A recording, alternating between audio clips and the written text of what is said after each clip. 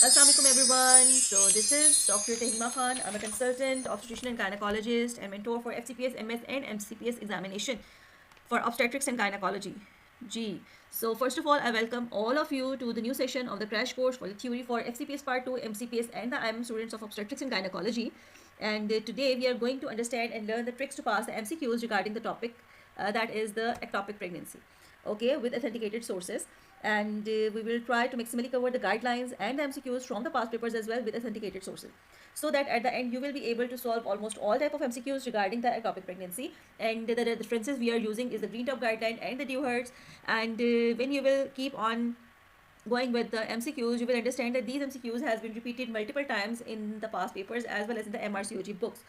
Okay, G. So the first MCQ is the diagnostic tool of choice for the ectopic pregnancy. Here you can see that we have different options: is transabdominal scan, the laparoscopy, clinical examination, and the TVS. This question is simple, easy, but a little bit tricky because we have the transabdominal scan that is used multiple times for the diagnosis. The laparoscopy, yes, the laparoscopy, it is the diagnostic modality in different cases, like that of, if you can say, for the adhesions. And but in this case, the diagnostic modality of choice is TVS, is the transvaginal scan. It is especially for the tubal ectopic pregnancy. And the reference is the Green Top guideline number 21 as well as the Dewhurst. So the diagnostic tool of choice for the ectopic pregnancy is transabdominal scan. Okay. So the next one is the diagnostic modality of choice for the ectopic pregnancy. Now you will see that it is a little bit similar to that of the previous, but the answer is a little bit tricky. So, okay. So there are multiple choices. We have TAS, TS plus TVS, TVS and the MRI. So what do you think that what should be the answer? G. The TAS has been using multiple times in different cases. The TVS can be used as it is the diagnostic modality of choice in the ectopic pregnancy, especially the tubal one. But the answer is the combination of transabdominal scan and the transvaginal scan. Yes, the MRI is also right, but it is on the second number. You all will be thinking about the MRI, that it has the maximum, you can say, the soft tissue invasion with MRI is more and more better in the vision, but it comes on the second number. So if in the option that transabdominal scan and transvaginal scan is not present, then surely you will go for the MRI. The third question. The patient has been received in the labor room emergency with a blood pressure of 90/50 mmHg, the pulse rate of 110 per minute. She is conscious, Level 4 period 3, diagnosed as ruptured ectopic pregnancy. So what will what step will you take immediately after receiving the patient? G. So we have different options, but before going to the option, I always want you people to repeat the MCQ at least once, okay, and see that what is the diagnosis and what is the condition of the patient. Okay, you can see that it is a ruptured ectopic pregnancy, but you also should have observed that the patient is not stable. She's an unstable patient. Okay, now you have to treat an unstable patient with ruptured ectopic. Okay, it is not a normal stable patient. So we have different options. So laparotomy, salpingotomy, laparoscopy, salpingectomy, IV fluids oxygen resuscitation, या फिर laparotomy and salpingectomy. Okay, so you might be thinking of laparotomy and salpingectomy. Might someone will think about the laparotomy and salpingectomy with laparoscopy and salpingectomy, but the answer is yes. The answer is C, because, my dears, read the stem again. They are asking for what step you are going to take immediately after receiving the patient. So it is to stabilize the patient. First you will stabilize the patient and then you will continue with the treatment. That can be the laparotomy, salpingectomy, laparoscopy, salpingectomy, or the laparotomy, salpingectomy. How to decide, we will discuss it in the further MCQs. Okay, so the answer is C. Okay, so the next question is the patient has been received in the labor room emergency with the blood pressure 90/50. Okay, the pulse rate is 110. She's conscious, level 4.3 plus 0, diagnosed as ruptured ectopic pregnancy, and you have resuscitated the patient. And what step will you take now? Okay, in this question, it is a similar question as the previous one, but you have with the step, in the step they have said that the patient has been resuscitated. Even if it is not written that the patient has been resuscitated, you will see the options. What are the options? Okay, and what step will you take now? If there is the option of resuscitation, yes, surely you will go for it. But if it is not written, then now it means that the patient has been resuscitated, and now you have to decide that what type of treatment you are going for this patient. Okay, so for this we have to understand that when to do the laparoscopy and when to do the laparotomy. Like in the case of ruptured ectopic, we can also go for the laparoscopy. But if the patient is unstable, you all know, for the case of laparoscopy, we have to inflate the abdomen with the carbon dioxide. Okay, all of you know. Okay, when we are inflating the gas in the abdomen, so what the gas is being doing? So it is putting the pressure over the aorta and the inferior vena cava, and in this way it is deteriorating the condition of the patient. Okay, so what will happen? The patient's condition will deteriorate more. So in such cases where the patient is unstable, the patient is hemodynamically unstable, in those cases we are just going for you can say the laparotomy. Now to decide either we are going for the laparoscopy or self-injectomy or the self-injectomy. So how we are going to decide it? Yes, we are going to decide it. The self-injectomy and the self-injectomy. Self-injectomy we are going, it is more and more you can say good option if it is the case of ectopic pregnancy, but we all know that we cannot go for the self-injectomy in the case of ruptured ectopic, na? So we will go for the self-injectomy. So the answer is laparotomy and self-injectomy. Okay ji. The next one, always keep in mind that whenever you are going for the options, always read it thrice at least. Okay. Okay, so and the reference is Green Top guideline number 21. Okay, so coming towards the next question.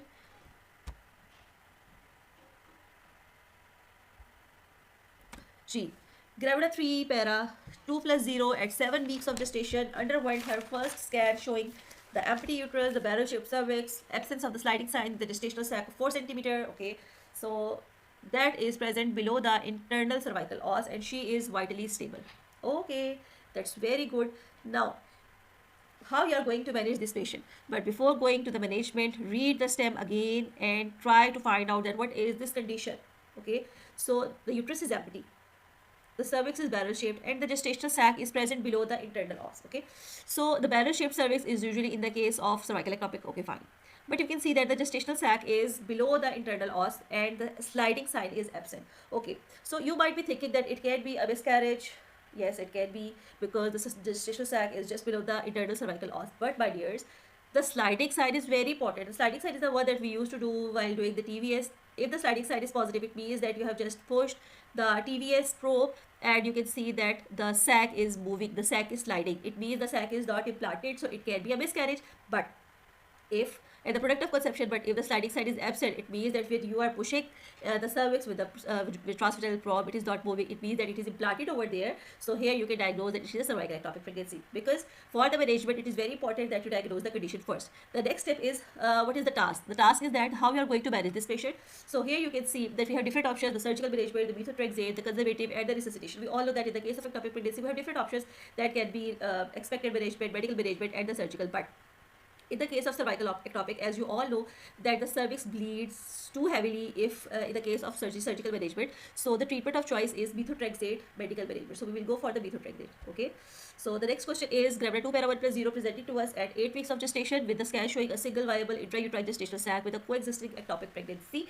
The sex size of the ectopic pregnancy is 3 cm with the positive fetal cardiac activity. Patient is anyhow stable. Okay. So first of all, diagnose the condition and then we are going to move further. Okay. Again, read the gravida 2 para 1 plus 0. Okay, the 8 weeks of gestation. Okay, so it is a heteropic pregnancy. 8 weeks gestational sac is present intrauterine and an ectopic pregnancy, tubal ectopic, 3 cm with a positive FCA. Now, we have different options and the task is how you're going to manage with this patient. Patient is stable. Okay. So in this case, if the patient is unstable, surely if the option is there for the resuscitation, you will go for it, but you can see that the patient is stable. Now we have different options: methotrexate, self-injectomy, continue the pregnancy, KCL in ectopic pregnancy, and continue the intrauterine pregnancy. And the last one is the expected management. We all know that we can go for it, but the option depend upon the will of the patient and the status of the intrauterine fetus. Okay. Now, my dears, if the intrauterine fetus has positive fetal cardiac activity, okay, and the patient wants to have that baby, then we will surely go for the determination of only the tubal ectopic pregnancy. Now, the tubal ectopic pregnancy has the positive FCA, and you know that with the positive FCA there are chances of the rupture, so we have to terminate that. Now, if the patient wants to continue the intrauterine pregnancy, then we should do something that is just you can say confined to the tube. To the tubal ectopic, it does not affect the intrauterine pregnancy. So we will try not to give the anesthesia and affect the intrauterine pregnancy. So we have options like self-injectomy. We will not go for the self-injectomy because for this we have to give the anesthesia to the patient. And yes, we can go for the injection KCL in the ectopic sac and continue the IU pregnancy. By this, the ectopic sac will be terminated and you can continue the intrauterine pregnancy. If we go for the expected management, it will lead to tubal ruptured ectopic pregnancy. So we will not go for it.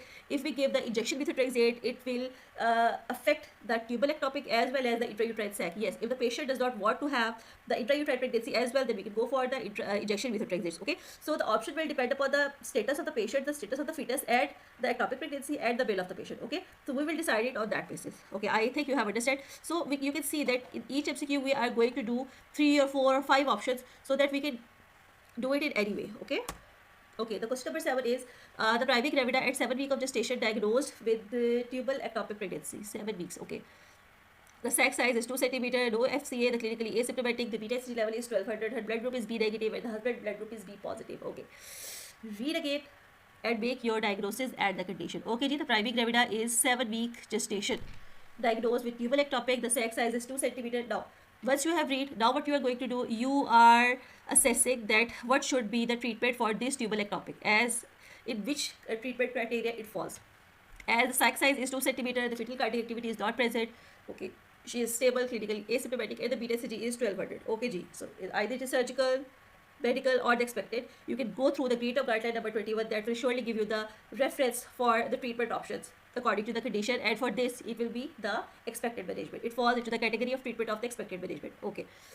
So we all know that whenever there is the threatened abortion or bleeding or miscarriage or ectopic pregnancy, we have to give the NTD, right? Yes. But my dears, the GREAT of guideline number 21 suggested that with the expected management, there is no need for the NTD. Yes, with the expected management, you're not going to give the NTD. So the option is D. The next question is gravida 3 para 2 plus 0 diagnosed case of tubal ectopic pregnancy being treated with a methotrexate as a medical management. Okay. So read it again. The gravida 3 para 2 diagnosed case of tubal ectopic. Okay, so this is a tubal ectopic pregnancy that has been treated with the methotrexate as a medical management. It means the patient is now not para 2, gravida 3 para 2, but now it is para 2 plus 1. Okay. So the task is, how does the methotrexate affect her future fertility? Yes. So my dears, if we discuss it by a comparative study, by comparison, compare it with the dose of the methotrexate given in different multiple conditions like that of the single agent chemotherapy in the case of molar pregnancy, so it will be more easy for you to recall it. Okay.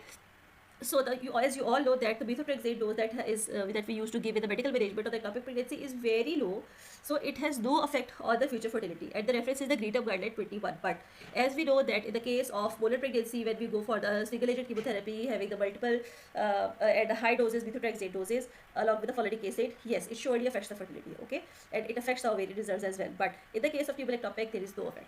So it will be more helpful for you if you study it in the comparative study. You will go for the comparative study of the different conditions and the doses. The next question is, primary gravida treated with methotrexate for the tubal ectopic pregnancy and wants to conceive soon, and what's your opinion? G. Primary gravida treated with methotrexate for tubal ectopic pregnancy, wants to conceive soon, and what's your opinion? Okay, so can you see something that is wrong over here? Yes, this has been done intentionally just because to tell you people that whenever you people are going for the past paper pool, they are not always correct. The steps can be wrong because the patient has been treated. How it can be the primary gravida? Okay. Yes. So it is para 0 plus 1. She has been treated. How much she should wait to try again to conceive after the treatment? Okay, Ji. So the answer is yes, it is C. It is 3 months. After the methotrexate, the patient can conceive after 3 months. We have different options for, you can say, for the molar pregnancy and ectopic pregnancy. After how many times she can conceive after the treatment of the molar pregnancy, after having the chemotherapy after the molar pregnancy, and the tubal ectopic pregnancy after the methotrexate. You should all keep in mind and to study it in a comparative, go for the comparative study. If you will go for the comparative study, it will be more easy for you to understand and recall it. Okay. So coming towards the question number 10, the patient presented in emergency. She is primary gravida at 7 weeks of gestation, complaining of sudden lower abdominal pain. On pelvic scan, there is a gestational sac, seen mobile. Okay, separated from the uterus as well. Completely surrounded by the myometrium, having a vascular pedicle. Okay. Before moving further, just make your diagnosis. G, gestational sac, mobile, separate from the uterus, and completely surrounded by the myometrium and having a vascular pedicle. G, so what is your diagnosis? G, think about it. And yes, what is the condition? So the condition is the cornual pregnancy. Okay. The one thing that is very important in for you people to diagnose a cornual pregnancy, see, it is surrounded by the myometrium with a vascular pedicle. ठीक हो गया? So this is the cornual pregnancy. Now, the patient is unstable. The patient is not stable. Okay, how you are going to manage this patient now? You see that the patient is unstable. It has been clearly written in the stem. So your management should be according to whole of the scenario. Okay? So we have different options like resuscitation, self-injectomy, resuscitation, and removal of the heart by the laparoscopy. laparoscopic removal of rudimentary heart, and resuscitation and removal of rudimentary heart by the laparotomy. Yes, so what should be the answer? Okay, the resuscitation is okay. Resuscitation should be done in all the cases.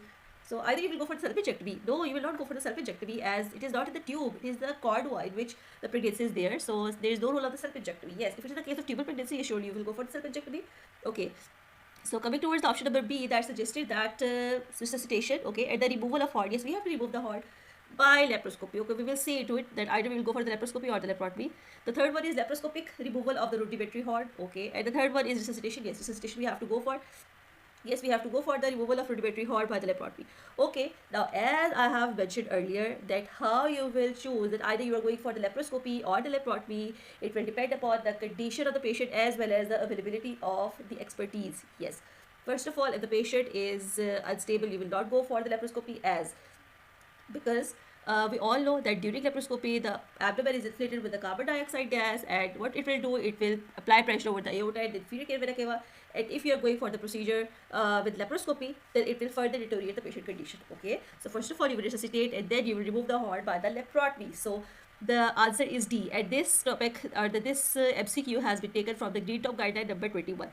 So all the MCQs till now, you have seen that we have do the 10 MCQs, but in 10 MCQs we have almost discussed 30 to 40 MCQs with different options, what can be the possibilities, and this is the way that you should go for the MCQ. And I'm very sure, inshallah, that after taking this class, you will be able to do all type of MCQs regarding the ectopic pregnancy, either from the RCOG books or the past papers. Okay, so at the end, there are some tips that the woman underwent salpingotomy for the tubal ectopic pregnancy should underwent serum beta-hCG level up to 7 days after the procedure until the weekly till it is negative. There are some stats regarding the ectopic pregnancy, so that you may not go for the guidelines or the Dewhurst textbook. The persistent trophoblast after salpingectomy 3.9 to 11%. The incidence of interstitial ectopic pregnancy is 1 to 6.3%. The incidence of cervical ectopic pregnancy is less than 1% of all the ectopics. And like that, you can go through all that because these usually come in the examination. These are all the stats regarding the ectopic pregnancy. Who is the candidate for the medical management? What are the doses of the methotrexate, and what is the protocol of the methotrexate? This is all that you need to get ratified. Okay, what about the multiple doses of the methotrexate? So it is all over here and it has been completely covered in this class. So I hope that you find something interesting and helpful in this class, and this is the way that you should go for your preparation. It is not like that you just go for the past papers and you are passed. It's not like that. You have to go through the authenticated sources. You should know that what is right and what is wrong, and then proceed towards your preparation. Okay, so thank you so much. Allah Hafiz. Take care.